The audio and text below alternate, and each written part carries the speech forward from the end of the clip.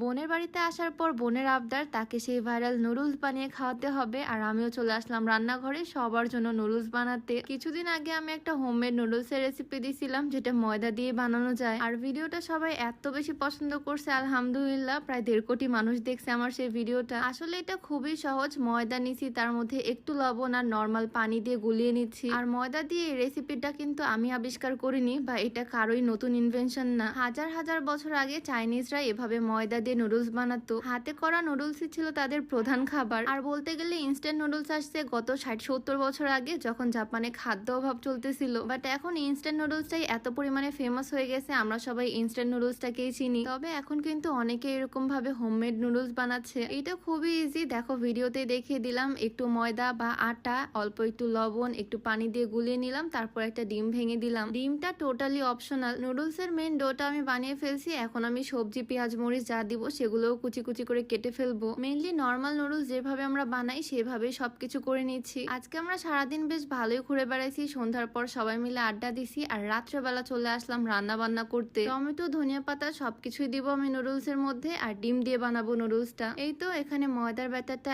একদম রেডি। আর তারপর আমি চলে আসলাম বোতল ফুটা করতে। গতবারও আমি এই প্রসেসে করছিলাম। একটা পেরেক আগুনে গরম করে নিয়েছি, আর এখন একটা বোতলের ক্যাপ ফুটা করে নিয়েছি এটা দিয়ে। চাইলে ময়দার শক্ত ডো বানিয়েও কেটে কেটে করা যাবে এরকম নুডলস। তবে এভাবে আমার একটু ইজি মনে হয়, কারণ ডোটা একদম পাতলা থাকে, খুব সহজে এটা রোল করে ঘুরিয়ে ঘুরিয়ে করা যায়। চুলার মধ্যে প্যান বসিয়ে দিলাম, আর একটু তেল ব্রাশ করে নিচ্ছি। তারপর এভাবে কয়েলের মধ্যে ঘুরিয়ে ঘুরিয়ে আমি নুডলসটা বানিয়ে নিচ্ছি। আগের ভিডিওতেও দেখাইছিলাম, নতুন করে দেখানোর আর কিছু নাই। যদিও এই রেসিপিটা অনেকে ট্রাই করতেছে, আর একদম পারফেক্ট ভাবে করলে এটা খেতে অনেক মজা হয়, মানে একদম কেনা নুডলস এর মতোই। প্রসেসটা একদমই সিম্পল। 1 কাপ আটা বা ময়দা দিয়ে একদম অনেকটা নুডলস হয়ে যায়। এই যে দেখো আমার নুডলস গুলো একদম রেডি। এখন এগুলোকে রান্না করার পালা। আমাদের নুডলস গুলো একদম রেডি, আর এগুলো একটু চ্যাপটা চ্যাপটা ধরনের হয়, মানে কোরিয়ান নুডলস গুলোর মতো লাগে আর কি। নুডলস তো রেডি, এখন জাস্ট এটাকে রান্না করে নেওয়ার পালা। আজকে আমি ডিম আর সবজি দিয়ে করব। রাত্রেবেলা যেহেতু আমি বানাচ্ছি, এখন চিকেন বের করে ভেজাতে দেওয়া ঝামেলা। ডিম দিয়ে রান্না করলেও কিন্তু অনেক মজা হয়। এখানে তো আমি রান্না বান্না করতে ব্যস্ত, আর আমার ভাগিনা দেখো রান্নাঘরে এসে বসে আছে, চোখ খুলে রাখতে পারতেছে না সে। তারপরও নুডলস খাওয়ার জন্য এত রাত জেগে বসে আছে। সেজন্য আর কি আমি একটু তাড়াহুড়া করে বানাচ্ছি, যাতে তাড়াতাড়ি কমপ্লিট হয়ে যায়। নুডলস জিনিসটা আসলে নিজের মন মতো করে রান্না করা যায়। চিকেন বা চিংড়ি যে কোনো কিছু দিয়ে ভাল লাগে, আর একদম সিম্পল ওয়েতে একটু ডিম সবজি দিয়ে রান্না করলেও বেশ মজাই লাগে। যদিও আমি বেশি একটা সবজি ইউজ করতে পারিনি, হাতের কাছে যা যা পেলাম সেগুলো ইউজ করলাম। আর এই দেখো বানিয়ে রাখা সেই নুডলস গুলো আমি অ্যাড করে দিলাম। আমার কাছে এই নুডলস গুলো বেশ ভাল লাগে, শেপের কারণে একটু চ্যাপটা চ্যাপটা হয়। আমি একটু সয়া সস দিলাম, একটু টমেটো সস দিলাম টেস্টের জন্য,